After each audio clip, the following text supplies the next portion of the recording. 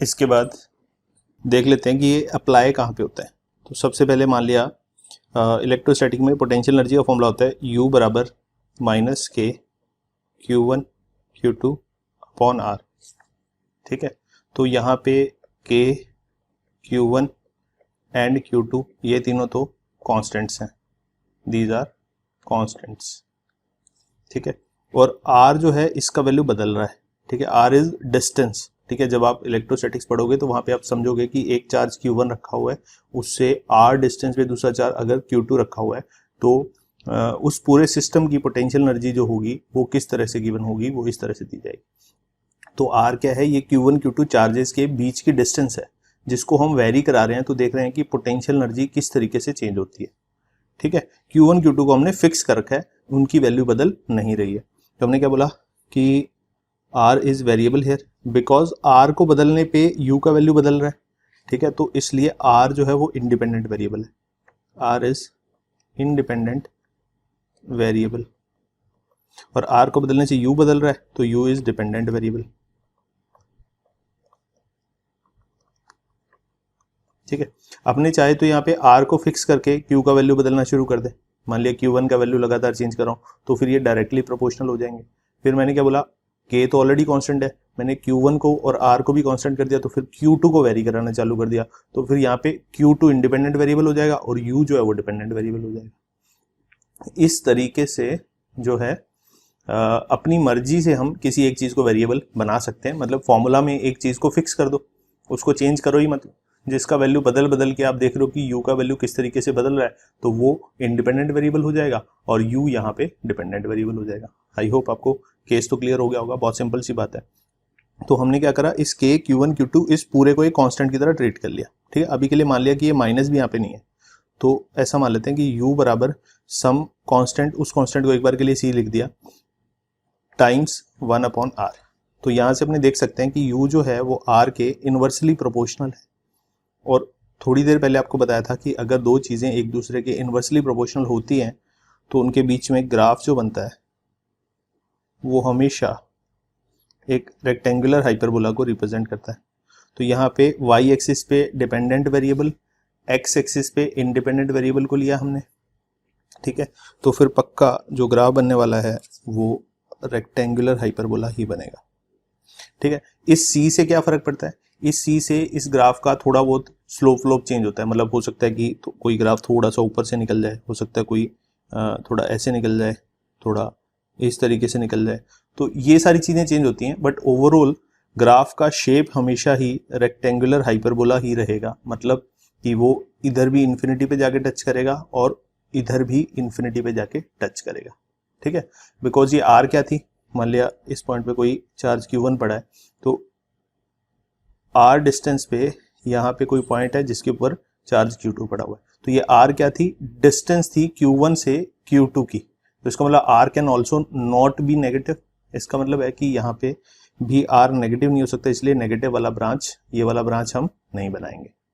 ठीक है, अच्छा वन मोर थिंग, अभी तो हमने देखा कि इस माइनस को एक बार के लिए हम भूल गए थे, लेकिन माइनस एक्चुअली में तो एग्जिस्ट करता है। तो इस माइनस से क्या होता है ये आपको बता रहा हूँ। ये मान के चल रहे हैं कि ये सारे चार्जेस Q1 Q2 पॉजिटिव हैं और K का वैल्यू भी पॉजिटिव है। ठीक है, तो इस माइनस से क्या होगा, इस माइनस से ये होगा कि सारी वैल्यूज U की जो आने वाली हैं वो चेंज हो जाएंगी। ठीक है, जैसे यहाँ पे देखना, मान लिया मैंने R का वैल्यू 2 डाला तो मेरे को यहाँ पे कुछ U का वैल्यू मिला। ठीक है, ठीक है, मान लिया इसको मैंने U1 बोल दिया। तो अब अगर मैंने इसी फॉर्मूला में एक माइनस और लगा दिया यहाँ पे तो क्या होगा, तो ऐसा होने वाला है कि U का वैल्यू U1 मिलने की बजाय माइनस U1 मिलना चालू हो जाएगा। तो इसका मतलब इस बार हमें पॉइंट यहाँ नीचे मिलेगा, तो यहाँ पे कहीं पे माइनस U1 होगा। ठीक है, तो इसका मतलब है कि हर पॉइंट के लिए ऐसा होगा, इस पॉइंट का मिरर इमेज नीचे मिलना चालू हो जाएगा, इस पॉइंट का मिरर इमेज नीचे मिलना चालू हो जाएगा, इस पॉइंट का मिरर इमेज नीचे मिलना चालू हो जाएगा। इसका मतलब यदि आप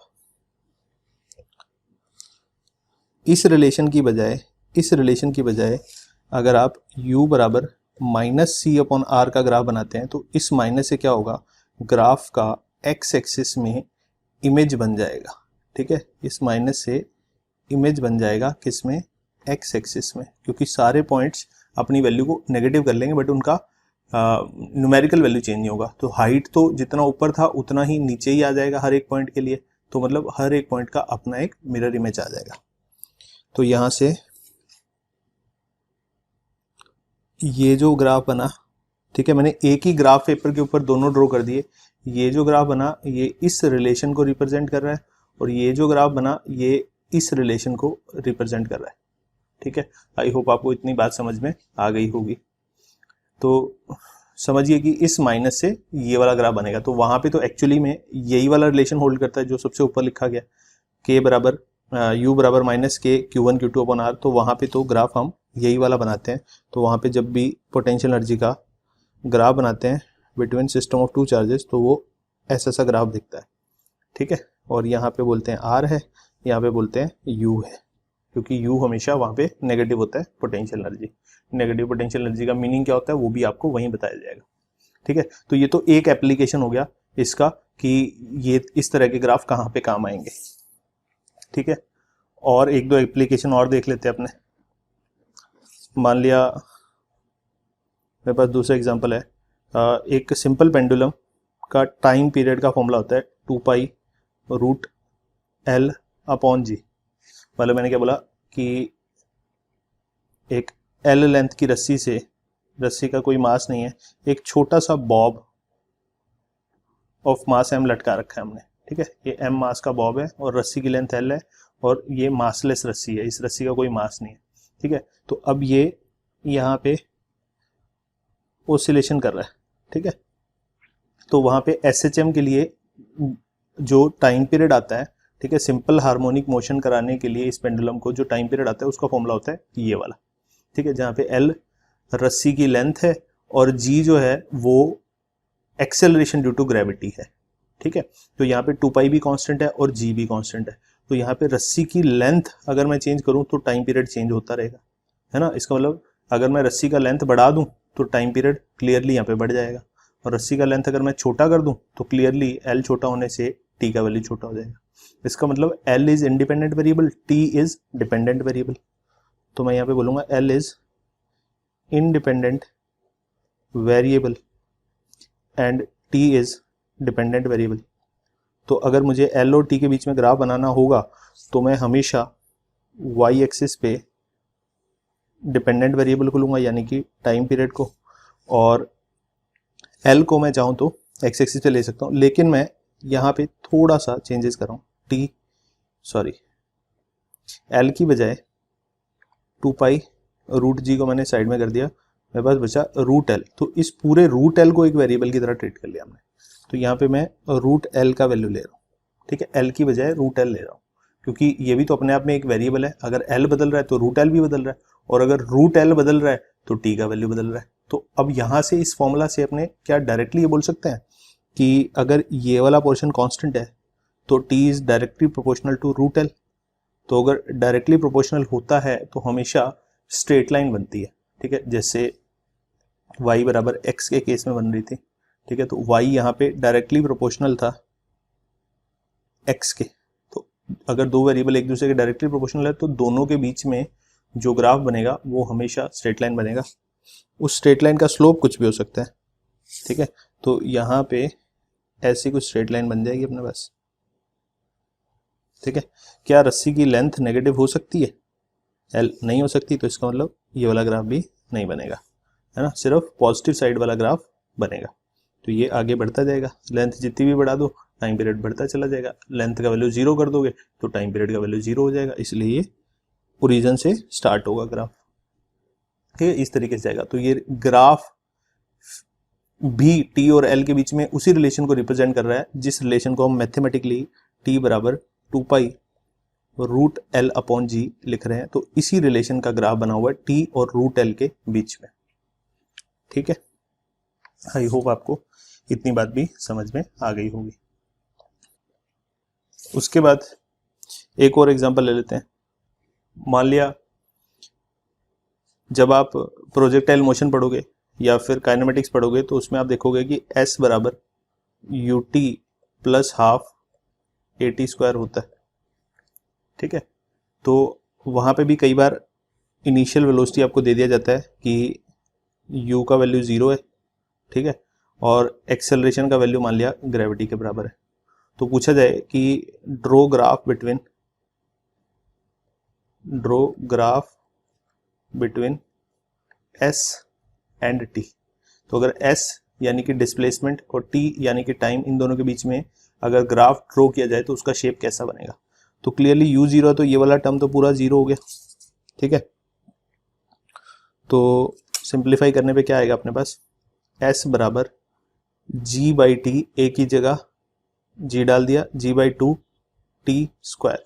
तो क्लियरली ये तो कांस्टेंट है, ठीक है। और आपने y बराबर एक्स स्क्वायर का ग्राफ बनाना सीखा था, उसका ग्राफ का शेप ऐसे अपवर्ड ओपनिंग पैराबोला बना था जो ओरिजिन पे एक्स एक्सिस को टच कर रहा था। तो ये जो ग्राफ बना पैराबोलिक शेप, ये y बराबर एक्स स्क्वायर का होता है। तो ऐसा ही ग्राफ y बराबर कोई कांस्टेंट टाइम्स एक्स स्क्वायर का बनेगा हमेशा, ठीक है। तो यहाँ पे अगर g बाई 2 को एक कांस्टेंट की तरह ट्रीट करूं तो s और t के बीच में ग्राफ बनाऊंगा। तो क्लियरली t का वैल्यू बदलने पे s का वैल्यू बदलेगा, तो मैं s को यहाँ पे लिखूंगा और t को इंडिपेंडेंट वेरिएबल की जगह यानी x एक्सिस पे लिखूंगा, ठीक है। तो clearly graph upward opening parabola बनना चाहिए,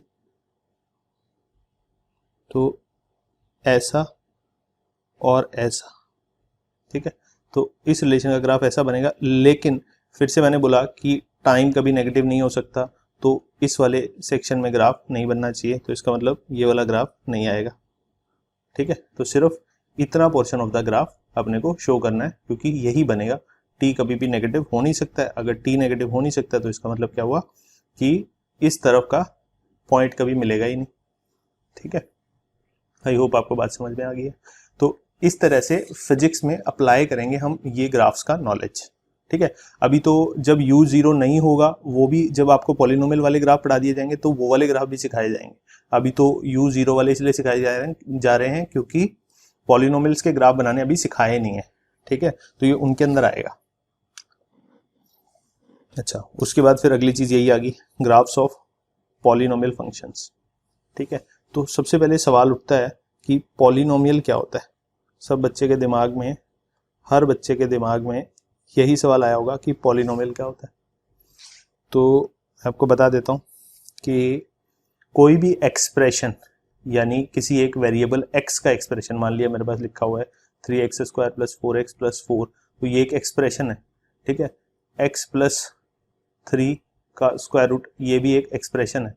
अगर कोई मेरे को बोले x square minus 8x plus root 3x minus 7 upon 3x, तो ये भी एक एक्सप्रेशन है, ये भी एक्सप्रेशन है, ये भी एक्सप्रेशन है, ये भी एक्सप्रेशन, ठीक है। तो इनमें से कोई एक्सप्रेशन पॉलिनोमियल होगा और कोई एक्सप्रेशन पॉलिनोमियल नहीं होगा, ठीक है। तो साइन एक्स, ये भी एक एक्सप्रेशन है, लॉग एक्स स्क्वायर माइनस 1, ये भी एक एक्सप्रेशन है, ई की पावर एक्स क्यूब माइनस 1, ये भी एक एक्सप्रेशन है। बट इन सारे एक्सप्रेशंस में से कौन सा एक्सप्रेशन पॉलिनोमियल होगा उसकी बात करनी है। तो पॉलिनोमियल, पहली बात तो पॉलिनोमियल एक्सप्रेशन में ना तो साइन एक्स आएगा, ना लॉग आना चाहिए, ना ई आना चाहिए, ऐसा कुछ नहीं आना चाहिए। उसके अंदर सबसे पहले तो एक सिंपल वेरिएबल आएगा, चाहे वो एक्स ले लो, चाहे वो वाई ले लो, चाहे वो जेड ले लो, ठीक है। इस तरह का सिंपल वेरिएबल आएगा, ट्रिग्नोमेट्रिक वेरिएबल नहीं आएगा, लॉगरिथमिक नहीं आएगा, एक्सपोनेंशियल नहीं आएगा, इनमें से कोई नहीं आना चाहिए। सिंपल वेरिएबल होना चाहिए, एक्स वाई जेड, इस तरीके से, ठीक है। अच्छा, उसके बाद एक बार इसको साफ कर देते हैं,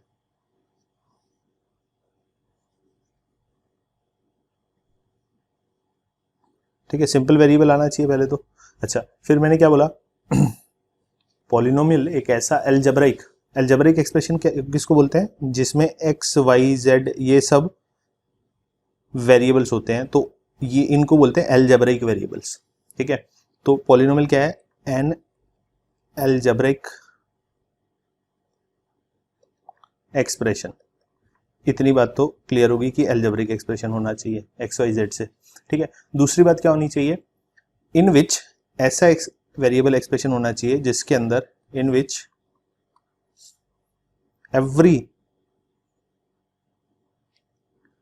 एक second, in every term power of variable is whole number only. ठीक है, होल नंबर ओनली, हर एक टर्म में वेरिएबल की पावर होल नंबर होनी चाहिए। ठीक है, इस तरह के अलजेब्रिक एक्सप्रेशन को हम पॉलिनोमियल एक्सप्रेशन बोलते हैं। ठीक है, पॉलिनोमियल खाली लिख दिया गया, पूरा वर्ड होता है पॉलिनोमियल एक्सप्रेशन। तो कोई पॉलिनोमियल बोल दे तो आपको क्या समझना है, पॉलिनोमियल एक्सप्रेशन समझना है अपने। ठीक है, उसमें वेरिएबल कौन सा होगा, अलजेब्रिक वेरिएबल होना चाहिए। ठीक है, तो इस बात का मतलब क्या हुआ, एक एग्जाम्पल से समझते हैं। ठीक है, एग्जाम्पल नंबर 1, मान लिया मेरे पास एक पॉलिनोमियल अलजेब्रिक एक्सप्रेशन लिखा हुआ है x स्क्वायर माइनस 3√x। ठीक है, तो इसमें अपने पास टर्म्स कितनी है, टर्म्स किसको बोलते हैं, पहले तो टर्म्स वो होती हैं जो प्लस और माइनस से सेपरेट होती हैं। तो इसमें माइनस से सेपरेट होने वाली एक टर्म ये होगी, एक पूरी टर्म ये होगी। 3 और √x को अलग अलग टर्म्स नहीं समझना है, ये तो आपस में एक ही टर्म के दो फैक्टर्स हैं। ये पूरी एक टर्म है, उसके दो फैक्टर्स हैं। ठीक है, तो एक टर्म ये हो गया, एक टर्म ये हो गया। इन दोनों टर्म्स में अपने को देखना है वेरिएबल कौन है। सबसे पहले तो वेरिएबल हमारा x है, तो power of variable is whole number only. और होल नंबर क्या होता है, होल नंबर को w से रिप्रेजेंट करते हैं। और होल नंबर में कौन कौन आता है, 0 आता है, 1 आता है, 2 आता है, 3 आता है, और सारे इंटीजर आते हैं इन्फिनिटी तक। ठीक है, तो मैंने क्या बोला कि वेरिएबल की पावर 0, 1, 2, 3, 4, 5, 6, 7, 8, 9, 10 इनमें से ही कोई हो सकती है, उसके अलावा कोई नहीं हो सकती। ठीक है, मतलब 1/2 किसी वेरिएबल की पावर नहीं हो सकती, -2 किसी वेरिएबल की पावर नहीं हो सकती। तो अपने पास एक वेरिएबल है यहाँ पे x, तो x की हर टर्म में टोटल पावर देखना। पहले टर्म में टोटल पावर कितनी है, 2। दूसरे टर्म में रूट का मतलब होता है 1/2 पावर। तो ये जो 1/2 आया, this is not a whole number. इसका मतलब क्या हुआ कि एक टर्म में वेरिएबल की पावर होल नंबर के अलावा कुछ आ गई, इसका मतलब this is not a polynomial expression. ठीक है, दिस इज नॉट पॉलिनोमियल। तो इस एक्सप्रेशन को तो पॉलिनोमियल नहीं बोल सकते। फिर और एग्जांपल ले लेते हैं। मान लिया मेरे पास x square minus 8x plus 4 ये लिखा हुआ है। तो इसके अंदर टर्म्स गिनो। पहले तो एक टर्म, प्लस माइनस से सेपरेट होने वाली टर्म्स होती हैं, एक ये और एक ये, एक टर्म, दो टर्म, तीन टर्म। ठीक है, तो पहली टर्म में x की टोटल पावर कितनी है, 2। दूसरी टर्म में x की टोटल पावर कितनी है, 1। तीसरी टर्म में x है नहीं है, इसका मतलब x है नहीं है का मतलब x की पावर 0 मान लेंगे। तो यहाँ पे क्या लिखा हुआ है, 0। तो 0, 1, 2 तीनों के तीनों होल नंबर आ गए। तो अगर तीनों होल नंबर आ गए तो इसका मतलब है कि हर टर्म में वेरिएबल की पावर होल नंबर है। इसका मतलब इस एक्सप्रेशन को अपने पॉलिनोमियल एक्सप्रेशन बोल सकते हैं।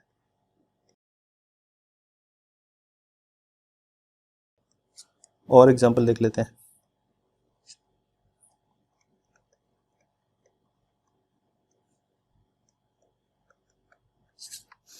क्या ये पॉलिनोमियल एक्सप्रेशन है, इसका आंसर है नो।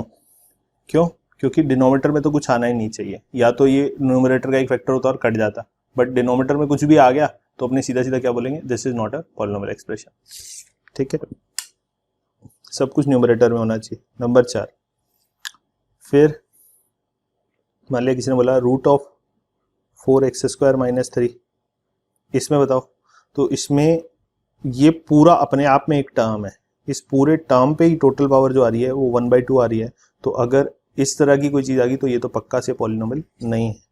ठीक है, दिस इज नॉट पॉलिनोमियल।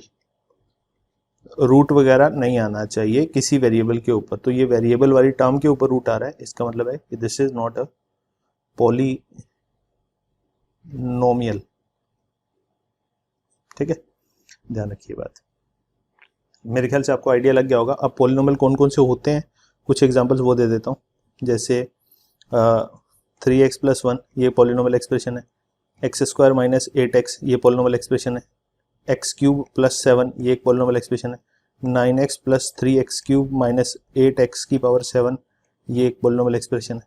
ठीक है, 9 ये अपने आप में एक पॉलिनोमियल एक्सप्रेशन है,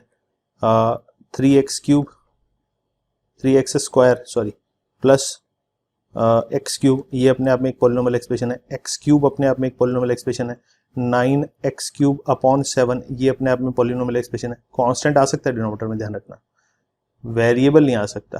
ठीक है, अगर कोई बोले एक्स क्यूब माइनस 1 अपॉन 8, तो ये भी एक पॉलिनोमियल एक्सप्रेशन है। क्यों? क्योंकि डिनोमिनेटर में कांस्टेंट है, वेरिएबल नहीं है। तो न्यूमरेटर में आप चेक करो तो x की पावर 3 आ रही है, इधर x की पावर 1 आ रही है, तो दो ही टर्म्स बन रही हैं।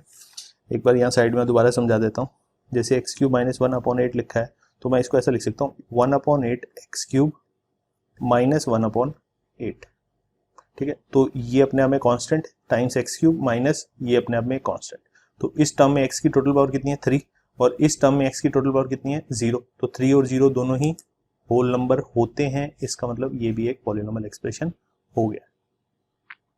ठीक है, तो पॉलिनोमियल एक्सप्रेशन की जनरल शक्ल कैसी होगी वो मैं आपको दिखा देता हूँ।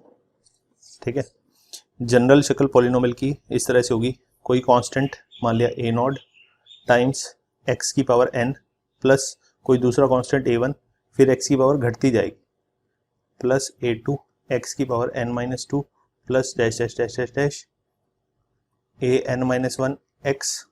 ठीक है, ये n minus 1 x plus a n, इस तरीके से। ठीक है, तो ये जो आया अपने आप में this is general format. Polynomial ऐसा दिखता है, यहाँ पे a नोड a1 ये सारे क्या हैं, ये अपने आप में कॉन्स्टेंट्स हैं। a naught a1 a2 and up to an ये सारे क्या हैं, कॉन्स्टेंट्स। ठीक है, तो कहने का मतलब है कि इसमें n का वैल्यू 2 भी हो सकता है, 3 भी हो सकता है, यानी n क्या है, हाईएस्ट पावर। n क्या है, हाईएस्ट पावर ऑफ वेरिएबल। तो हमने इसको अरेंज कर रखा है, हाईएस्ट पावर, फिर उसके बाद उससे छोटी, फिर उससे छोटी, फिर उससे छोटी। अगर बीच में से कोई टर्म नहीं आया तो उसका मतलब उसका कोफिशिएंट 0 मान लेंगे। ठीक है, तो n यहाँ पे हाईएस्ट पावर है, और जैसे मान लिया मेरे पास लिखा हुआ है 3x की पावर n, n भी क्यों 7 माइनस 4x क्यूब प्लस 3। ठीक है, तो यहाँ पे देखना ये a नोड का जो काम कर रहा है वो तो 3 कर रहा है। ठीक है, फिर ये n का काम जो कर रहा है यहाँ पे वो 7 कर रहा है। ठीक है, फिर कोई पूछे a1 कितना हो गया इसमें, तो आप सोच सकते हो कि इससे अगला x की पावर 6 का कोफिशिएंट होगा, वो x की पावर शिफ्ट वाली टर्म नहीं है। इसका मतलब मुझे क्या समझ में आया कि x की पावर 6 वाले टर्म का कोफिशिएंट 0 है। ठीक है, तो जो जो टर्म्स नहीं आए, मतलब x की पावर 6 वाला नहीं आया, x की पावर 5 वाला नहीं आया, x की पावर 4 वाला नहीं आया, तो इसका मतलब इन तीनों के कोफिशिएंट्स पक्का 0 होंगे। फिर इधर x स्क्वायर वाला नहीं आया, x वाला नहीं आया, तो x स्क्वायर और x वाले टर्म्स के भी कोफिशिएंट पक्का से 0 होंगे। ठीक है, तो ये अपने आप में एक पॉलिनोमियल है क्या? बिल्कुल है, क्योंकि इसमें सारी की सारी पावर कैसी आ रही है, होल नंबर आ रही है, 0 3 7। ठीक है, तो ये भी एक एग्जांपल हो गया।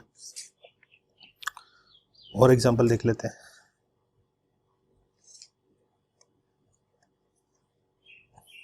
X cube minus 3x। ठीक है, ये भी पॉलिनोमियल, क्योंकि इसको ऐसे लिख सकते हो x cube plus 0x square minus 3x plus 0। तो देखो यहाँ पे n n minus 1 n minus 2, और यहाँ पे तो x की पावर कुछ है ही नहीं है, 0 ही है, तो यहाँ पे 1 है। ठीक है, इस तरीके से। तो सिर्फ ये वाला टर्म और ये वाला टर्म है जिनके कोफिशिएंट नॉन जीरो है। इस वाले टर्म को नहीं लिखा, इसको भी नहीं लिखा, वाई? क्योंकि इनके कोफिशिएंट 0 की तरह ट्रीट कर लिया हमने। ठीक है, वैसे ये दिखाने के लिए a1 a2 a3 आपको याद रखने की जरूरत नहीं है कि वो कौन सी टर्म का कोफिशिएंट होता है, उसकी जरूरत नहीं पड़ेगी। ठीक है, अच्छा बस यहाँ पे एक बात याद रखनी कि जो n हमने बोला ना, इस n का एक नाम होता है, इसको बोलते हैं डिग्री ऑफ पॉलिनोमियल। ठीक है, डिग्री ऑफ पॉलिनोमियल। तो जैसे कि हाईएस्ट पावर देखनी है अपने को, जैसे फॉर एग्जांपल ये एग्जांपल दिया हुआ नीचे, इस एग्जांपल में किसी भी टर्म में x की हाईएस्ट पावर कितनी है, 7 है ना, इसमें 7 है, इसमें 3 है, इसमें 0 है, तो सबसे हाईएस्ट कौन सी होगी, 7। तो अपने बोलेंगे इस पॉलिनोमियल की जो डिग्री है वही 7 है। ठीक है, अच्छा और एग्जांपल देख लेते हैं। जैसे मान लिया मेरे को किसी ने बोला 8x minus x cube plus 7x square, ये एक एक्सप्रेशन लिखा है, इसकी डिग्री बताओ। क्या ये पॉलिनोमियल है? पहले तो बिल्कुल, क्योंकि इसमें x की पावर 1 3 और 2 आ रही है, तो ये पक्का पॉलिनोमियल एक्सप्रेशन तो है। फिर आप देखो कि हाईएस्ट पावर कितनी है, हाईएस्ट पावर मेरे को दिख रही है 3 है, तो इसका मतलब है कि this is a polynomial expression of degree 3। ठीक है, थर्ड डिग्री का। अच्छा और इंपॉर्टेंट बात अपने यहाँ लिख लेते हैं, नोट करके ध्यान रखना, अगर किसी ने डिग्री बोल दिया तो degree is only defined for polynomial expression, ठीक है। तो डिग्री बोल दिया तो पक्का पॉलिनोमियल तो होगा ही होगा। Degree is only defined for polynomial expression. इस बात का क्या मतलब हुआ? इस बात का मतलब ये हुआ कि जैसे किसी ने ये बोल दिया कि एक्स स्क्वायर प्लस 2√x इसका डिग्री बताओ, तो हमारा आंसर होगा degree is undefined. Degree is undefined. ऐसा क्यों? अनडिफाइंड का मतलब क्या है कि इसमें x की पावर 2 है, इसमें x की पावर हाफ है, इसका मतलब ये एक्सप्रेशन तो पॉलिनोमियल एक्सप्रेशन ही नहीं है। तो degree is only defined for polynomial expression. तो अपने क्या बोलेंगे? This degree is not defined because it is not a polynomial expression, ठीक है। तो पॉलिनोमियल में आपको हल्का हल्का आइडिया दे देता हूँ पॉलिनोमियल कैसे कैसे दिखते हैं, ठीक है। डिग्री के हिसाब से हमने पॉलिनोमियल्स को कैटेगराइज कर लिया, ठीक है। तो डिग्री 0 अगर हो जाए तो वो पॉलिनोमियल कैसा दिखेगा? वो कांस्टेंट टाइप का, जैसे 7, 9, 11 ये सारे क्या है? 0 डिग्री के पॉलिनोमियल है, ठीक है। दूसरा अगर बोला जाए 7x + 2 तो ये डिग्री 1 के पॉलिनोमियल है। 3x - 8, 4 - x, 3/2 - 11x/3, ये अपने आप में क्या है? सारे पॉलिनोमियल एक्सप्रेशन है जिनमें x का हाईएस्ट पावर कितना आ रहा है? 1। तो इसका मतलब ये सारे डिग्री 1 के पॉलिनोमियल है। तो जो डिग्री 1 के पॉलिनोमियल्स होते हैं उनको लीनियर पॉलिनोमियल्स भी बोलते हैं, ठीक है, लीनियर पॉलिनोमियल्स। अच्छा फिर अच्छा एक सेकेंड, मैंने दोनों एक साथ ही बता दिए। तो डिग्री 0 और 1, ठीक है। फिर डिग्री 2 की बात कर रहा हूँ मैं यहाँ पे, डिग्री 2। तो डिग्री 2 का पहला एग्जांपल है x² - 2x + 1, ठीक है। तो ये डिग्री 2 का पॉलिनोमियल हो गया। और एग्जांपल देख लो, x² - 8x, 3x² + 1, 4 - x + x², ये सारे क्या हैं? डिग्री 2 के पॉलिनोमियल है। क्योंकि कौन सा टर्म पहले लिखा है ये मैटर नहीं करता। x² वाला टर्म जैसे इसमें बाद में भी लिख दिया तो फर्क नहीं पड़ता, इसको रीअरेंज करके आप x² - x + 4 लिख लो चलेगा, या इसको x² + 4 - x लिख लो तो भी चलेगा, या फिर इसको -x + 4 + x² लिख लो तो भी एक ही बात है। टर्म्स आगे पीछे करने से वैल्यू चेंज नहीं होती। जैसे 2 + 4 = 6 होता है तो वैसे ही 4 + 2 = भी 6 ही होता है ना। तो टर्म्स आगे पीछे करने से एक्सप्रेशन चेंज नहीं होगा। आखिरी वाले टर्म में हाईएस्ट पावर है तो कोई बात नहीं, उसी को डिग्री बोल देंगे। तो यहाँ पे डिग्री 2 है, यहाँ पे भी डिग्री 2 है, यहाँ पे भी डिग्री 2 है। तो ये सारे के सारे क्या हो गए? डिग्री 2 के पॉलिनोमियल्स, ठीक है। और डिग्री 2 के पॉलिनोमियल्स का भी एक नाम होता है, ठीक है। इन नामों को अलग कलर में रंग देते हैं हम, ठीक है। ये लीनियर पॉलिनोमियल और इसको बोलते हैं quadratic polynomial. Quadratic polynomial expression. तो खाली पॉलिनोमियल लिख रहा हूं, कोई बात नहीं, ठीक है। तो ये पॉलिनोमियल्स कर देते हैं क्योंकि बहुत सारे हैं, ठीक है। फिर अगर डिग्री 3 हो जाए, ठीक है, तो डिग्री 3 में क्यूबिक हो जाएंगे। x³ - 4x² + 2x + 3। तो ये डिग्री 3 का पॉलिनोमियल एक्सप्रेशन हो गया। उसमें अगर एक आध टर्म गायब हो जाए तो भी चलेगा, जैसे x³ + x² + 3। तो ये डिग्री 2 का डिग्री 3 का ही रहा, बस इसमें x वाला टर्म का कोफिशिएंट 0 हो गया, कोई बात नहीं। दो टर्म भी गायब हो सकते हैं, x³ + 3 बच जाए तो ये भी डिग्री 3 का पॉलिनोमियल है। या फिर 4 - x + x³ ये भी डिग्री 3 का पॉलिनोमियल है। x² - 4x³ ये भी डिग्री 3 का पॉलिनोमियल एक्सप्रेशन है ना। 4x - x³ + 1 ये भी डिग्री 3 का पॉलिनोमियल है। x³ वाला टर्म नहीं उड़ना चाहिए, अगर x³ वाला टर्म उड़ गया तो फिर वो डिग्री 3 नहीं बचेगा, ठीक है ना। आपको इतनी बात ध्यान रखनी है। तो डिग्री 3 के पॉलिनोमियल्स का भी एक नाम होता है, उनको बोलते हैं क्यूबिक पॉलिनोमियल्स, ठीक है। फिर डिग्री 4 वाले बाई क्वाड्रेटिक होते हैं, इसी तरीके से आगे चलता रहेंगे, बट उनकी ज़रूरत अपने को फिजिक्स में नहीं पड़ेगी। ठीक है, तो अपने को लीनियर से, क्वाड्रेटिक से और क्यूबिक से काम चल जाएगा। ठीक है, अभी हम इनके ग्राफ बनाना भी सीखेंगे। ठीक है, लीनियर के ग्राफ बनाने सीखेंगे, क्वाड्रेटिक पॉलिनोमियल के और क्यूबिक के, तीनों के ग्राफ बनाने सीखेंगे। ठीक है, सबसे ज़्यादा काम आएंगे लीनियर और क्वाड्रेटिक के ग्राफ्स। चलिए, तो सबसे पहले अपने बातें कर लेते हैं लीनियर पॉलिनोमियल्स की। ठीक है, तो जैसा कि मैंने बताया कि ax प्लस बी टाइप के होते हैं। ठीक है, यहाँ पे a और b तो कॉन्स्टेंट्स हैं। ठीक है, जहाँ पे a एंड b जो हैं वो रियल कॉन्स्टेंट्स हैं। ठीक है, रियल मतलब जो हमारी नंबर लाइन पे रियल नंबर्स होते हैं, उन रियल नंबर्स की बात कर रहे हैं। ठीक है, दोनों रियल नंबर्स है और कांस्टेंट है। और a जो है वो जीरो नहीं होना चाहिए, a can not be zero, ये अपने को साथ में लिखना पड़ेगा। ठीक है, क्यों? क्योंकि अगर a जीरो हो गया तो x वाला टर्म ही खत्म हो जाएगा, तो फिर ये लीनियर पॉलिनोमियल बचेगा ही नहीं। ठीक है, तो हाईएस्ट पावर वाला जो टर्म होता है उसका कोफिशिएंट कभी भी जीरो नहीं हो सकता, तभी वो उसी डिग्री का रहेगा, अदरवाइज तो उसका डिग्री कम हो जाएगा। ठीक है, तो ये 0 डिग्री बन जाएगा, तो उसकी बात हम नहीं कर रहे हैं यहाँ पे। अच्छा, तो अब मुझे क्या करना है, ax प्लस बी को प्लॉट करना है, ax प्लस बी का ग्राफ बनाना है, किसके साथ? x के साथ। ठीक है, तो मैं क्या करूंगा,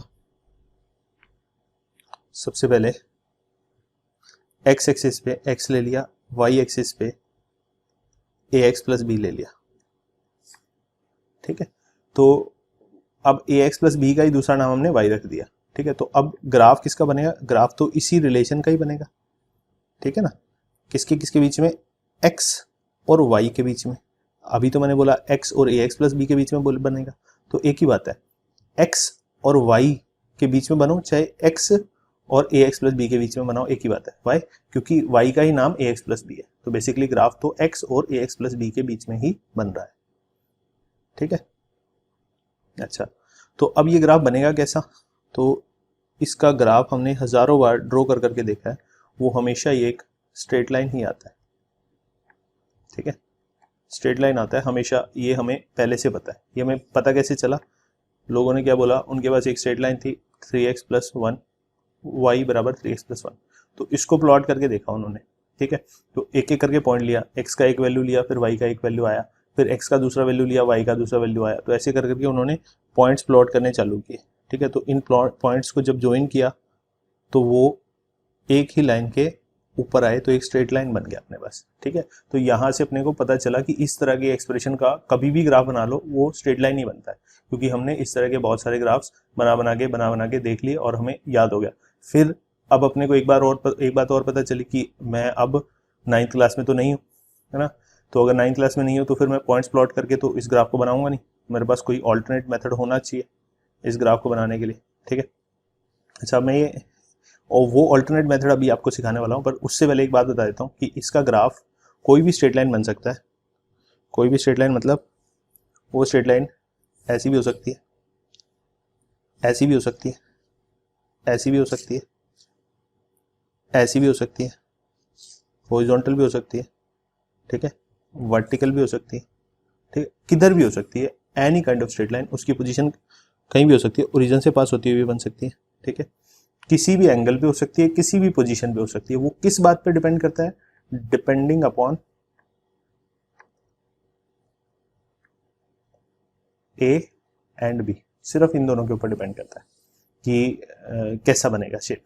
ठीक है, कौन सी पोजीशन पे लाइन आएगी, ये तो पक्का पता है कि लाइन ही आएगी पक्का। ए और बी का अलग अलग वैल्यू लूँ तो अलग अलग लाइन आएगी। जैसे अगर मैंने 3x प्लस 1 लिया तो अलग वैल्यू आएगी, y बराबर x माइनस 4 लिया तो अलग लाइन बनेगी, y बराबर 7x माइनस 3 लिया तो अलग लाइन बनेगी, है ना, y बराबर 4x प्लस 3 लिया तो अलग ग्राफ बनेगा।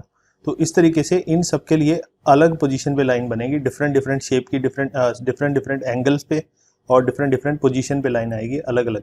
बट ये सारे के सारे, ये भी एक स्ट्रेट लाइन को रिप्रेजेंट करेगा, ये भी और ये भी, हर कोई एक स्ट्रेट लाइन बनाएगा। ठीक है, तो अब अपने को पता कैसे चलेगा कि वो स्ट्रेट लाइन कैसा बनेगा, ये अपने को पता करना है। ठीक है, तो मैं आपको एक तरीका तो यही है कि सबसे शॉर्टेस्ट तरीका तो यही है कि 2 पॉइंट फटाफट से फाइंड करो, क्योंकि एक लाइन को बनाने के लिए 2 पॉइंट्स इनफ होते हैं, 2 से ज़्यादा पॉइंट की जरूरत नहीं है अपने को एक स्ट्रेट लाइन को ड्रॉ करने के लिए। तो ये इन्फॉर्मेशन पहले ही है कि स्ट्रेट लाइन आएगा, तो फिर हमने क्या किया, इनमें से किसी भी एक को उठाया। मान लिया मैंने y equal to 3x plus 1 को प्लॉट करना है, ठीक है। तो मैंने क्या किया, x का एक वैल्यू डाला 0, तो y का वैल्यू आ गया 1। फिर मैंने बोला एक बार y को 0 डालो, तो जब y को 0 डाला तो x का वैल्यू आया -1/3। ये आपको देख के पता चल रहा होगा इस एक्सप्रेशन में, ठीक है। तो मेरे को अब 2 पॉइंट मिल गए ग्राफ के ऊपर। तो मैंने एक बार x को 0 डाला, एक बार y को 0 डाला।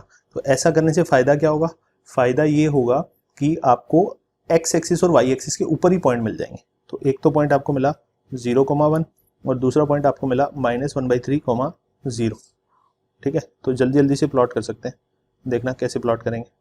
x एक्सिस और y एक्सिस पे कौन है, 3x प्लस 1, ठीक है। तो एक तो पॉइंट आया 0,1, ये 0 है और ये 0,1 है, ठीक है। तो एक पॉइंट मिल गया ये वाला 0,1। दूसरा पॉइंट क्या मिला, -1/3, 0। तो x में -1/3 पीछे गए, तो मान लिया यहाँ -1 है, तो 1/2 यहाँ पे आएगा -1/3। तो ये पॉइंट आ गया -1/3, 0, ठीक है। ये वाला पॉइंट है, ये नहीं है, ये वाला पॉइंट है,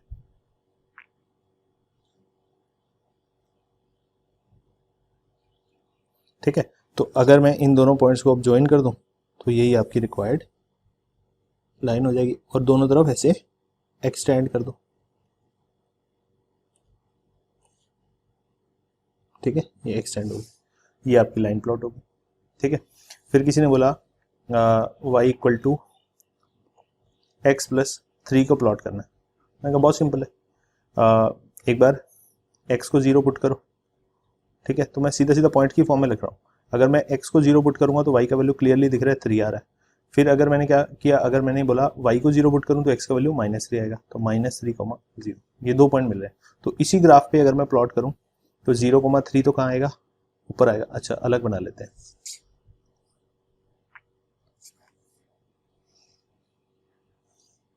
ठीक है।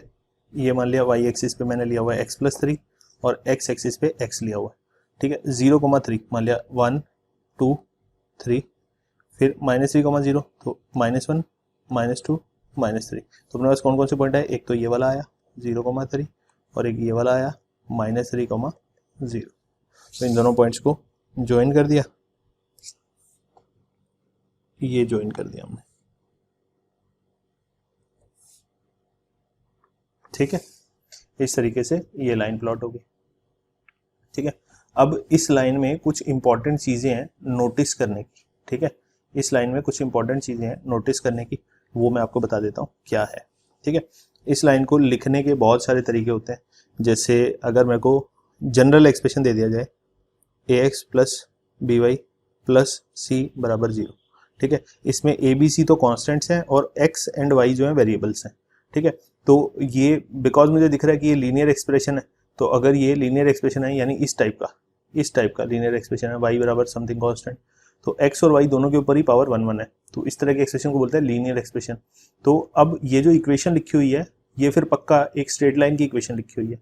तो अगर ये स्ट्रेट लाइन की इक्वेशन लिखी हुई है तो मैं यहाँ पे क्या कर सकता हूँ, x और y की एक एक वैल्यू डाल के एक एक पॉइंट निकाल सकता हूँ और दूसरी वैल्यू डाल के दूसरा पॉइंट निकाल सकता हूँ। 1 बाई 1 मुझे 2 पॉइंट मिले और दोनों को ज्वाइन कर दिया और आंसर आ गया। बट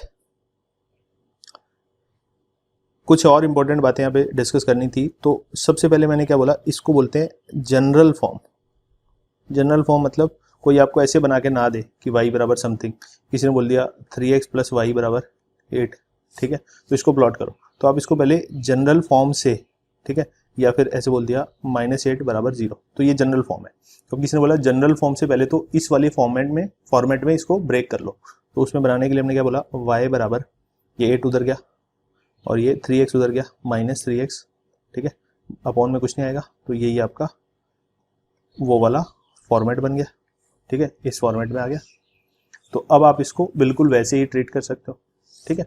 अब ये जो फॉर्मेट है ना, इस फॉर्मेट को बोलते हैं स्लोप इंटरसेप्ट फॉर्म, ठीक है, इसको क्या बोलते हैं, स्लोप इंटरसेप्ट फॉर्म, वो मैं यहाँ बता रहा हूँ। वो कौन सी होती है, y बराबर mx प्लस c, ये भी एक स्ट्रेट लाइन का ही इक्वेशन लिखा हुआ है, मतलब इसी को चेंज करके मैं इसमें ला सकता हूँ। ठीक है, कैसे, एक बार साइड में करके दिखा देता हूँ। जैसे A x plus B y plus C बराबर 0 लिखा हुआ है, तो मैंने बी वाई को इधर रहने दिया, माइनस ए एक्स और माइनस सी को उधर ले गए, फिर बी से डिवाइड कर दिया, तो माइनस ए अपॉन बी एक्स माइनस सी अपॉन बी। तो यहाँ पे ये m का काम करेगा और ये अपने आप में नए c का काम करेगा। ठीक है, तो ये y बराबर M x plus C type की इक्वेशन बन गई। ठीक है, अगर इसमें भी डाउट है तो फिर आपको जनरल एग्जांपल लेके बताता हूँ।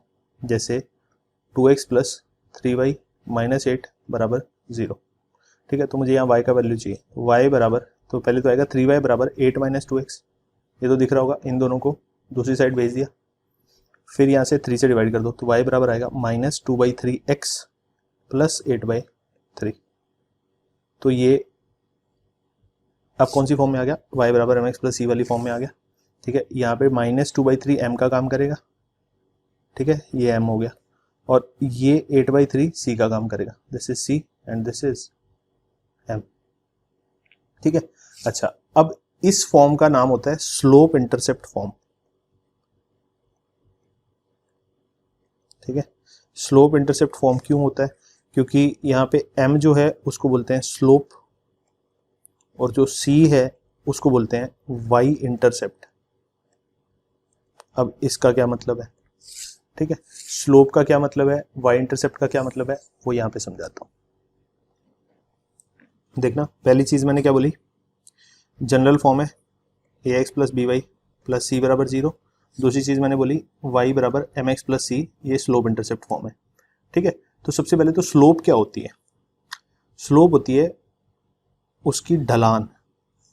ठीक है, मान लिया ये एक्स एक्सिस है, तो अब ये लाइन एक्स एक्सिस के साथ मान लिया θ1 एंगल पे झुकी हुई है, फिर मैंने एक और लाइन बनाई यहाँ पे, ये लाइन एक्स एक्सिस से θ2 एंगल पे झुकी हुई है। ठीक है, फिर मैंने बोला एक और लाइन बनाई, वो एक्स एक्सिस से θ3 एंगल से झुकी हुई है। तो मैं क्लियरली ये बोल सकता हूँ, फिगर को देख के मुझे पता चल रहा है कि θ3 बड़ा है θ2 से और θ2 बड़ा है θ1 से।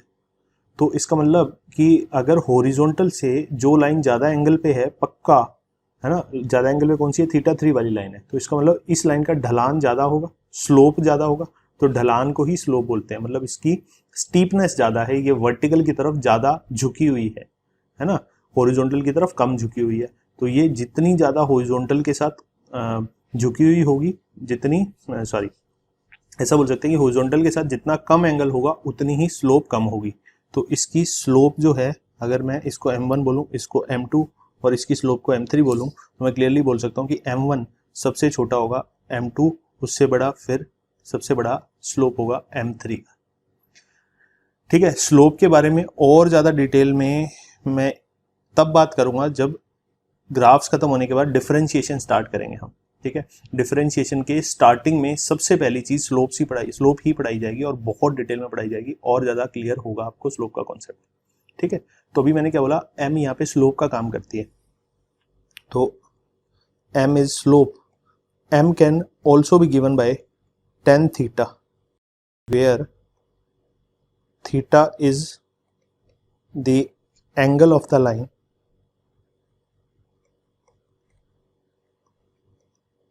with positive x axis. ठीक है, तो जैसे कि कोई बोले इस लाइन का पॉजिटिव एक्स एक्सिस के साथ कितना एंगल है, θ1, तो इस लाइन की स्लोप कितनी हो जाएगी, m बराबर tan θ1। तो इस लाइन की स्लोप कितनी हो जाएगी, m2 बराबर tan θ2, और इसकी हो जाएगी tan θ3। जितना एंगल होगा उसका tan ले लो और वही उस लाइन की स्लोप हो जाएगी। एंगल कहां से देखना है, positive direction of x axis से, कभी भी इधर से एंगल नहीं देखना है। ठीक है, आई होप आपको बात क्लियर हो गई है।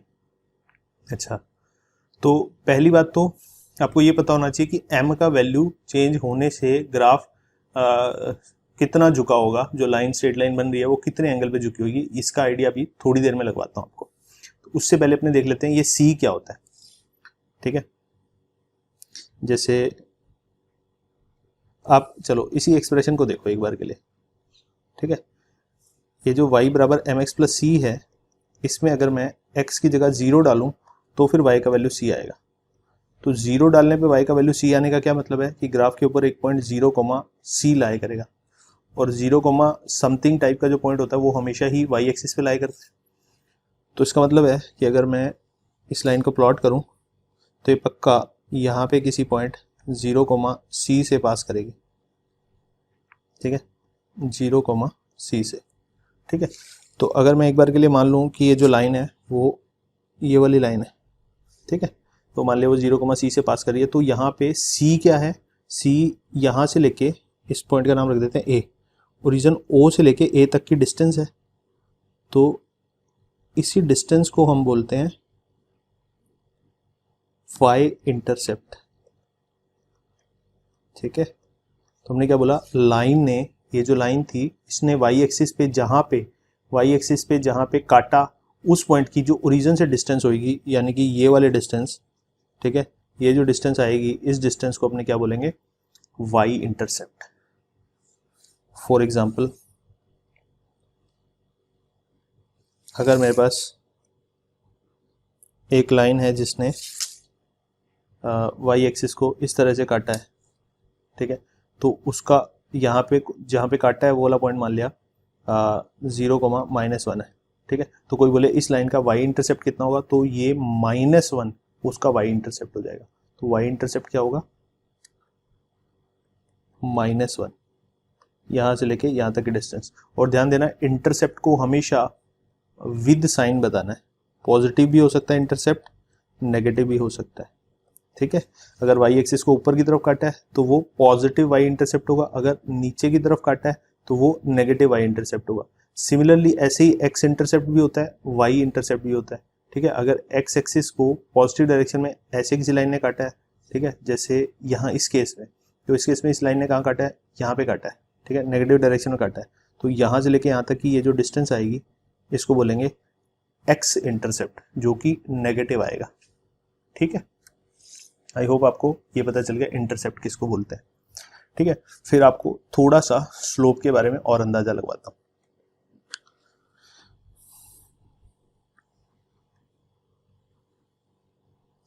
ठीक है। कुछ इंपॉर्टेंट बातें सीखेंगे यहाँ पे। मान लिया ओरिजिन से एक लाइन पास कर रही है, ठीक है, अगर ओरिजिन से एक लाइन पास कर रही है तो इसका y इंटरसेप्ट तो पक्का 0 हो जाएगा, है ना, दिख रहा है आपको, c का वैल्यू 0 हो जाएगा। अच्छा, अब अगर मुझे ये बोल दिया जाए कि ये लाइन 45 डिग्री के एंगल पे है, ठीक है, अगर ये लाइन 45 डिग्री के एंगल पे है तो इसका स्लोप कितना हो जाएगा, m will be equal to tan 45 degree, और tan 45 डिग्री का वैल्यू होता है 1, ठीक है। तो यहाँ पे 45 डिग्री पे कोई भी लाइन होगी उसका स्लोप आएगा 1। तो क्या मैं अब इस लाइन का इक्वेशन लिख सकता हूँ, बिल्कुल। लाइन के इक्वेशन का जनरल स्लोप इंटरसेप्ट फॉर्म क्या होता है, mx प्लस c। तो स्लोप इंटरसेप्ट फॉर्म कब यूज करना है, जब अपने को लाइन का स्लोप पता हो और इंटरसेप्ट पता हो। स्लोप और y इंटरसेप्ट पता हो तो उस वक्त डायरेक्टली इसमें m और c का वैल्यू डाल के लाइन का इक्वेशन निकाला जा सकता है, ठीक है। तो अब मुझे m का वैल्यू पता चल गया, m का वैल्यू आ रहा है 1, तो ये हो जाएगा 1x, प्लस c का वैल्यू आया 0, तो ये हो गया 0, तो y बराबर x आ गया। और ये तो आपको पता ही है कि 45 डिग्री पे जो लाइन होती है वो y बराबर x होती है, ठीक है। आपको ये याद रखना है कि स्लोप 1 होता है यहाँ पे। अच्छा, और सोचो कि अगर कोई लाइन, जैसे मुझे x एक्सिस का स्लोप निकालना है, ठीक है, x एक्सिस का स्लोप निकालना है, तो आप सोचो x एक्सिस के साथ x एक्सिस का एंगल कितना होगा, 0 डिग्री। खुद के साथ ही एंगल देखना है, 0 डिग्री आएगा। तो अगर वो 0 डिग्री पे है, इसका मतलब है कि tan 0 डिग्री उसका स्लोप हो जाएगा, ठीक है। ये किसका, x एक्सिस का स्लोप है, तो tan 0 डिग्री तो 0 ही होता है, इसका मतलब x एक्सिस का स्लोप 0 होता है, ठीक है। अब आप सोचें कि अगर मैं y एक्सिस का स्लोप देखूं तो वहाँ पे थीटा का वैल्यू 90 डिग्री होगा, ठीक है। तो अगर मुझे इस लाइन का स्लोप चाहिए तो स्लोप होगा tan 90 डिग्री, और tan 90 डिग्री तो अनडिफाइंड होता है, ठीक है, यानी एक बार के लिए इन्फिनिटी लिख रहा हूँ, वैसे अनडिफाइंड होता है, ठीक है, अनडिफाइंड होता है, ठीक है। इन्फिनिटी सिर्फ एक कॉन्सेप्ट समझाने के लिए कर रहा हूँ। अगर कहीं बोला जाए कि स्लोप इन्फिनिटी है तो आप समझो कि लाइन पक्का वर्टिकल होएगी। अब आप सोचें कि इस ढलान का इस लाइन का ढलान इन्फिनिटी हो गया और इसका ढलान 0 है, तो 0 से 1 45 तक, फिर 1 से इन्फिनिटी अगले 45 में स्लोप चली जाती है। इसका मतलब अगर किसी ने बोला किसी लाइन का स्लोप 2 है, ठीक है, किसी लाइन का स्लोप 2 है, तो फिर वो 1 और इन्फिनिटी के बीच में कहीं आएगी, तो वो वाली स्लोप जो होगी वो पक्का यहाँ कहीं होगी, ठीक है, इन दोनों के बीच में होगी। अगर किसी ने बोला किसी लाइन का स्लोप 1 से छोटा है, तो अगर मैं बोलूँ कि स्लोप 1/2 है, तो फिर वो पक्का इस रीजन में आएगी, यानी m बराबर 1 एंड m बराबर 0 वाले रीजन के बीच में आएगी वाली लाइन। तो इस लाइन का स्लोप पक्का 1 से छोटा होगा, तो 1/2, 1/3, 1/5 ऐसा कुछ हो सकता है, ठीक है। मेरे ख्याल से आपको बात समझ में आ गई। इसी तरीके से अगर मैं आगे बढ़ूं तो यहाँ पे सिखाता हूँ आपको, ज़रा देखना। अगर मैं इस तरफ 45 डिग्री पे एक लाइन ड्रॉ कर दूं यहाँ पे, ठीक है, ये 45 डिग्री है, तो ये ओवरऑल एंगल कितना हो जाएगा पॉजिटिव एक्स एक्सिस के साथ 135 डिग्री। तो इस लाइन का स्लोप आप निकालोगे तो आएगा tan ऑफ 135 डिग्री, और आप इसका वैल्यू निकालोगे तो पक्का -1 ही आएगा, ठीक है। आपको मैंने जो मेथड सिखाया था उससे आप निकाल लो, ठीक है। 10 इसको लिख लो 90 + 45, तो 90 + 45 होता है cot 45 और आगे एक माइनस आएगा, वाई बिकॉज सेकंड क्वाड्रेंट का एंगल है, ठीक है। तो माइनस cot 45 यानी -1, ठीक है। अच्छा, तो इस लाइन का स्लोप -1 होता है। तो आपको ये याद रखना है कि अगर कोई लाइन इस तरफ यानी नेगेटिव साइड में अगर 45 डिग्री का एंगल बना रही हो तो उसका स्लोप -1 होता है हमेशा, ठीक है। तो इसीलिए y बराबर -x लाइन ये वाली होती है, आप देख लो y बराबर -x + 0 है ना, क्योंकि c तो 0 है, ओरिजिन से पास कर रही है इस वजह से, ठीक है। अच्छा, तो अब अपने को एक चीज़ और पता चल गई, जो इस तरह की लाइंस होंगी जितनी भी y बराबर 3x, y बराबर 5x, y बराबर -3/2x, इस तरह की जितनी भी लाइंस होंगी ये सारी ओरिजिन से पास करेंगी, तो इसमें y इंटरसेप्ट तो सब में 0 ही आ रहा है ना। तो ये सारी की सारी लाइंस ओरिजिन से पास करेंगी, ये इन्फॉर्मेशन यहाँ से मिल रही है, ठीक है। तो ये फंडा भी अपने को देखते ही पता चलना चाहिए। अगर ये देखते ही पता चलेगा तो अपने को सीधा ही पता चल जाएगा कि ग्राफ कैसा बनेगा, ठीक है।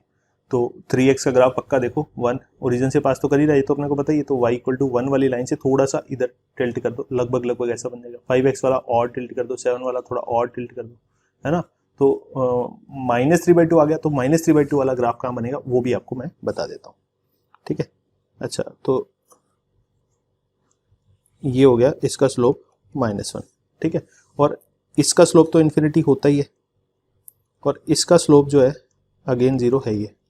तो आप सोचो कि 0 से -1 तक की सारी वैल्यूज़ इस इंटरवल में आएंगी, ठीक है, सारी स्लोप्स इस इंटरवल में आएंगी, और -1 से -इन्फिनिटी, तो आप +इन्फिनिटी भी बोल दो चाहे -इन्फिनिटी भी बोल दो, एक ही बात है, ठीक है, क्योंकि वो तो दोनों ही केसेस में अनडिफाइंड ही है, ठीक है। तो इस इंटरवल में -1 से -इन्फिनिटी तक की कोई भी स्लोप होगी तो आएगी। यानी अगर -3/2 की बात करूं तो -3/2 अगर मुझे इसका ग्राफ बनाना हो y = -3/2x का, तो ग्राफ कहाँ बनेगा, वो -1 और -इन्फिनिटी के बीच में कहीं बनेगा। ओरिजिन से तो पास करेगा ही, क्योंकि अपने को दिख रहा है कि y इंटरसेप्ट 0 है, तो y बराबर -3/2x। तो इस लाइन की स्लोप कितनी हो जाएगी, m बराबर -3/2, ठीक है। तो आपको बेसिक आइडिया लग गया। अगर आपको लाइन ऐसे दी हुई है y बराबर -x/3, तो स्लोप कितनी होगी, स्लोप क्लियरली दिख रहा है -1/3 है, तो -1/3 स्लोप कहाँ बनती है, ये y = -x वाली लाइन से थोड़ा सा इधर बनेगी, ठीक है। तो ये लगभग y बराबर -x/3 का ग्राफ हो जाएगा। देखो, देखते ही ग्राफ बना दिया, ओरिजिन से तो पास कर रही है, तो 0 से पास होएगा ही होएगा। तो कितनी जल्दी हमने इनका ग्राफ ड्रॉ कर लिया, अगर हमें ये वाली चीज़ समझ में आ गई है। तो फिर कोई बच्चा बोले कि अगर सर इसके आगे फर्दर घूम के इधर ही आ जाए, तो फर्दर घूम के अगर इधर ही आ जाएगी तो फिर हम स्लोप इधर से देखना बंद कर देंगे, फिर हम स्लोप वापस से इधर से देखना चालू कर देंगे, ठीक है। एंगल हमें इधर ही देखना है, क्योंकि लाइन तो दोनों तरफ बढ़ाई जा सकती है, ठीक है।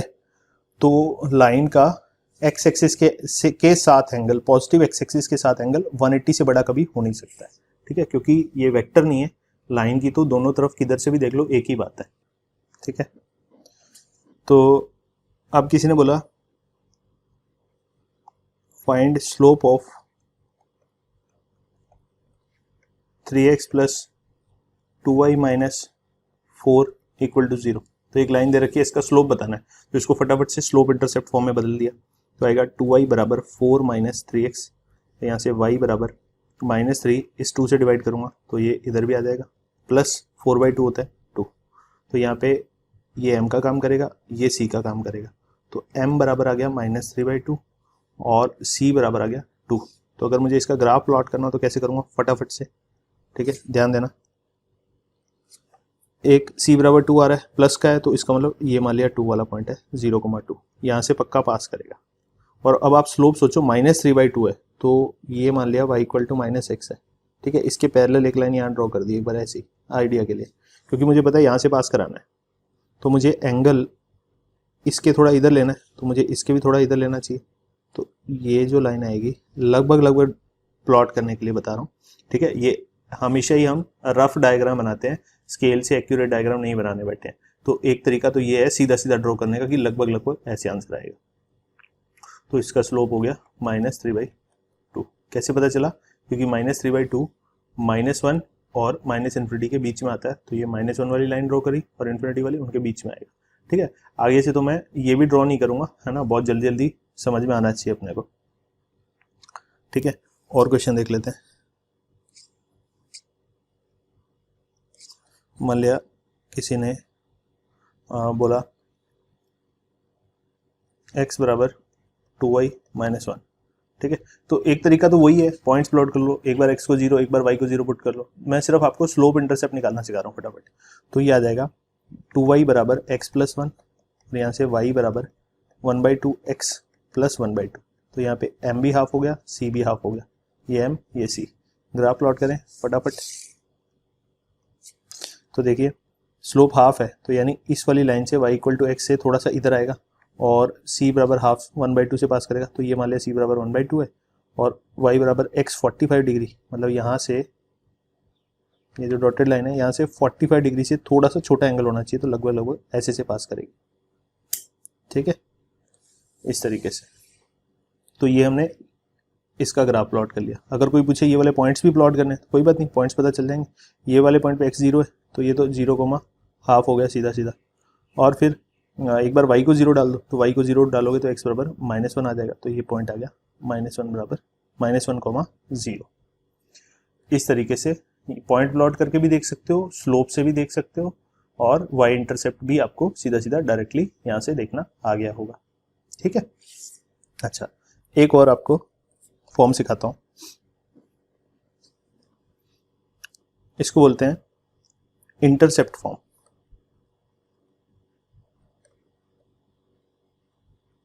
ठीक है, लाइन की इंटरसेप्ट फॉर्म।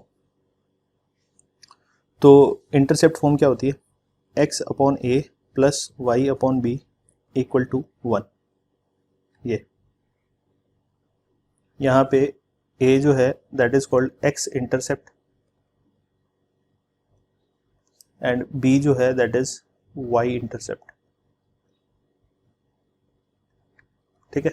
और ध्यान देना जो इंटरसेप्ट्स हैं वो हमेशा विद साइन लिए जाते हैं, पहले ही बताया था, पॉजिटिव होगा तो पॉजिटिव, नेगेटिव होगा तो नेगेटिव, ठीक है। तो इसका मतलब क्या हुआ कि अगर मुझे ये पता है कि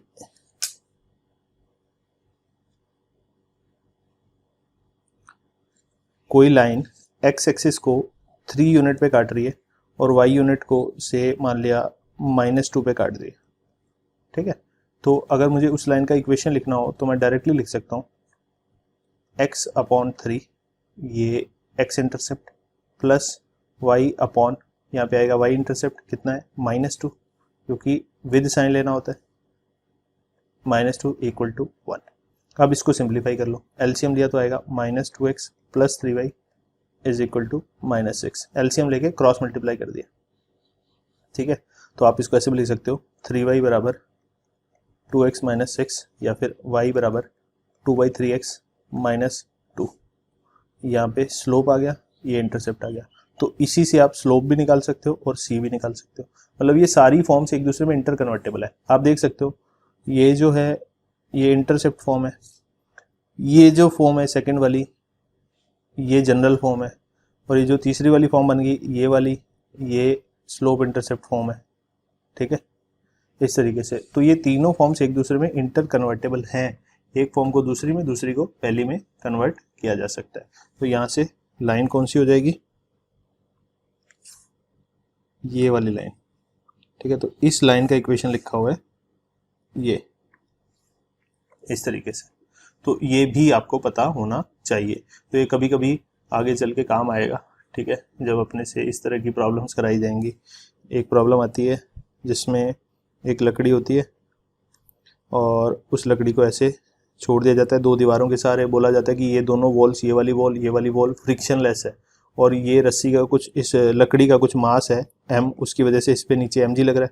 ये भी फ्रिक्शनलेस है, ये भी फ्रिक्शनलेस वॉल है, तो ये स्लाइड करेगी, है ना। कौन स्लाइड करेगी, ये जो लकड़ी है, थोड़ी मोटी बना देता हूँ, ये लकड़ी इस तरह से स्लाइड करेगी कि इसका ये वाला जो एंड होगा ये तो इधर को जाएगा और ये वाला एंड नीचे को आएगा, है ना। तो उस समय अपने को ये बताया जाएगा कि इनिशियली कौन सा पॉइंट था, ये बताया जाएगा कौन सा पॉइंट था, वहाँ पे इस लकड़ी की इक्वेशन लिखने के लिए काम आएगा, है ना। और भी जगहों पे काम आता है, तो वहाँ पर्टिकुलरली वहाँ पे पूछा जाता है कि इसके सेंटर का लोकस बताओ, ये सेंटर किस तरह से मूव करेगा वो बताओ, है ना। तो इस तरह की चीज़ों में ये इक्वेशंस यूज हो जाती हैं फिजिक्स में। तो आई होप आपको अंदाज़ा रहेगा। ठीक है, अगर जैसे इस प्रॉब्लम को थोड़ा रियलिस्टिक बना के बताता हूँ, जैसे मान लिया अपने पास ये हॉरिजॉन्टल और वर्टिकल दो दीवारें हैं, दोनों फ्रिक्शनलेस हैं। ठीक है, तो ये यहाँ पे एक लकड़ी ऐसे रखी हुई है, मान लिया ये इस तरीके से एक लकड़ी रखी हुई है। ठीक है, अब बोला जा रहा है कि इनिशियली ये यहाँ से 4 मीटर ऊपर टच कर रही है और यहाँ से 3 मीटर नीचे टच कर रही है, और इसका मास जो है किसी ने बोला 10 kg। ठीक है, तो किसी ने बोला इसका सेंटर जो ट्रेजेक्ट्री बनाएगा, ये जब नीचे स्लाइड होएगी, इसको छोड़ा जाएगा तो ये नीचे की तरफ जाएगा और ये पूरा मूव करेगा, है ना, पूरा लकड़ी नीचे की तरफ ट्रैवल करेगा, तो ये सेंटर भी मूव करेगा। तो ये सेंटर जो ट्रेजेक्ट्री बनाएगा, मतलब जिस रास्ते पे ये चलेगा उस रास्ते का इक्वेशन बताओ। तो या फिर उस रास्ते का शेप का नाम बताओ कि वो पैराबोला बनेगा, हाइपरबोला बनेगा, सर्कल बनेगा, क्या बनेगा। तो इस तरह की चीज़ें वहाँ पूछी जा सकती हैं। तो ये वाला पर्टिकुलर क्वेश्चन हम वहाँ जाके करेंगे भी इसी की हेल्प से। ठीक है, तो वहाँ पे कैसे करेंगे अपने, एक बार थोड़ा सा आइडिया देता हूँ। अगर मुझे इस की इक्वेशन लिखनी हो तो मैं उसको फटाफट से x/3 प्लस y/4 बराबर 1 ऐसे लिख सकता हूँ। ठीक है, तो ये तो पक्का इस लकड़ी की इक्वेशन होगी। ठीक है, फिर यहाँ पे इस पॉइंट के कोऑर्डिनेट्स निकालेंगे हम, ये जो पॉइंट आएगा, ठीक है, उसी का लोकस निकालना है। वो आगे चल के आपको पूरा मेथड सिखाया जाएगा, अभी के लिए तो सिर्फ इक्वेशन लिखना सीख लो। ठीक है, चलिए, ये इंटरसेप्ट फॉर्म होगी। अब हम किसी भी लाइन का फटाफट से इक्वेशन प्लॉट कर सकते हैं। ठीक है, अगर अपने को ये सारी चीज़ें पता है तो। जैसे मान लिया किसी ने बोला 3x + y - 8 बराबर 0, इसका इक्वेशन प्लॉट करो। ठीक है, इसको ग्राफ के ऊपर प्लॉट करो। तो मैंने बोला y बराबर 8 - 3x लिखा हुआ है। ठीक है, तो y इंटरसेप्ट मेरे को सीधा सीधा दिख गया, 8 है, तो मान लिया मैंने y एक्सिस पे यहाँ पे 8 पे काट दिया। ठीक है, फिर मैंने बोला स्लोप कैसी है, -3 है। स्लोप -3 होने का मतलब क्या है कि ऐसी सी होगी, ये आपकी रिक्वायर्ड लाइन होगी। कोई पूछे ये वाला पॉइंट बताना है तो कोई बात नहीं, मैंने बोला कि y को 0 पुट कर दो, तो y को 0 पुट किया तो x आएगा 8/3, तो ये पॉइंट हो गया 8/3, 0। और ये वाला पॉइंट कितना हो जाएगा, ये वाला पॉइंट हो जाएगा 0,8। ठीक है, इस तरीके से ये प्लॉट किया जा सकता है। आई होप आपको कहानी समझ आ गई है। जैसे किसी ने बोला 2x + 4y = 8। ठीक है, किसी ने बोला, तो इसमें किसी ने बोला कि find x and y intercepts. तो अगर x एंड y इंटरसेप्ट्स निकालने हैं तो एक तरीका तो ये लाइन को ड्रॉ करके देख लो, x की जगह 0 डाल लो, y का जो वैल्यू आएगा वो y इंटरसेप्ट हो जाएगा, y की जगह 0 डाल लो, x का जो वैल्यू आएगा वो x इंटरसेप्ट हो जाएगा। ठीक है, तो एक बार मैंने क्या किया, x को 0 पुट किया तो y का वैल्यू आया 2, फिर मैंने y को 0 डाला तो x का वैल्यू आया 4, तो y इंटरसेप्ट 2 हो गया, x इंटरसेप्ट 4 हो गया।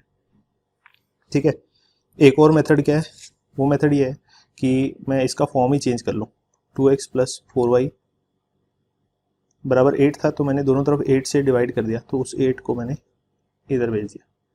अब मेरे पास बचेगा x upon 4 plus y upon 2 बराबर 1। तो अब ये इंटरसेप्ट फॉर्म जैसा बन गया। तो इसमें देखते ही आंसर बोलूँगा कि x इंटरसेप्ट 4 है, y इंटरसेप्ट 2 है। ठीक है, तो ये a का वैल्यू, ये b का वैल्यू। तो ऐसे भी आप बता सकते हो। अगर कोई पूछता कि इस लाइन का स्लोप बताओ, तो स्लोप आप फटाफट से कैसे बताओगे, x वाले टर्म्स को उधर ले जाओ। ठीक है, x वाले टर्म को उधर ले गए तो -2x हो गया, इस 4 को फटाफट इसके नीचे भेज दो, तो ये उसका विद साइन स्लोप हो जाएगा, -1/2 आएगा। इस तरह से स्लोप बता सकते हैं। कोई बोले y इंटरसेप्ट बताओ, तो सीधा सीधा y को, इसको 4 को इधर डिवाइड कर दिया, तो ये y इंटरसेप्ट 2 आ जाएगा। ठीक है, इस तरीके से ही पता कर सकते हैं, बहुत सिंपल है। ठीक है, तो ये सारी फॉर्म्स आपको एक दूसरे में कन्वर्ट करनी आनी चाहिए। ठीक है, स्लोप पॉजिटिव किधर होता है, स्लोप पॉजिटिव यहाँ से यहाँ तक होता है। ठीक है, यहाँ पे m का वैल्यू 0 होता है, यहाँ पे इन्फिनिटी तक जाता है, और 1 यहाँ पे बीच में होता है। ठीक है, तो 0 से इन्फिनिटी स्लोप होगा तो इस तरफ लाइन होगी, मतलब अक्यूट एंगल बनाएगी पॉजिटिव एक्स एक्सिस के साथ। ठीक है, और यहाँ पे माइनस इन्फिनिटी, और यहाँ पे 0, और यहाँ पे -1। ठीक है, तो इस तरीके से होता है। तो अगर नेगेटिव स्लोप है तो पक्का वो इस तरीके से लाइन होगी, यानी कि वो पॉजिटिव एक्स एक्सिस के साथ, ये पॉजिटिव एक्स एक्सिस होता है, इसके साथ पक्का ऑब्ट्यूस एंगल बना रही होगी, यानी 90 से बड़ा एंगल बना रही होगी। ठीक है, आई होप आपको बात समझ आ गई होगी। एंगल हमेशा जो तरफ पास पड़ेगी उधर से बनाना है। मतलब अगर कोई बच्चा ऐसे देख रहा है कि ये लाइन है, ये लाइन की स्लोप बतानी है मुझे। ठीक है, ये एक्स एक्सिस है और मेरे पास ये लाइन है, कोई बच्चा इसकी स्लोप बता रहा है और इधर से एंगल देख रहा है तो गलत हो जाएगा। ठीक है, एंगल हमें एंटी क्लॉकवाइज में देखना है जनरली। ठीक है, ये वाली बात ध्यान रखना, ये एंगल हमेशा एंटी क्लॉकवाइज डायरेक्शन में देखना है, एंगल हमें क्लॉकवाइज में नहीं देखना है। पॉजिटिव एक्स एक्सिस के साथ भी एंगल इधर से जाके नहीं देखना है। ठीक है, किधर से देखना है, एंटी क्लॉकवाइज डायरेक्शन में चल के देखना है। आई होप बात समझ आ गई होगी। ठीक है, तो पॉलिनोमियल एक्सप्रेशंस को अगर आप x के साथ प्लॉट करोगे, पॉलिनोमियल में कौन से पॉलिनोमियल, लीनियर पॉलिनोमियल को अगर आप x के साथ प्लॉट करोगे तो वो हमेशा एक स्ट्रेट लाइन जैसा बनेगा। और स्ट्रेट लाइन की हमने 3 डिफरेंट फॉर्म्स देखी, general form, slope intercept form and intercept form. इसके अलावा भी कुछ फॉर्म्स होती हैं बट उनकी ज़रूरत अपने को फिजिक्स में नहीं पड़ेगी।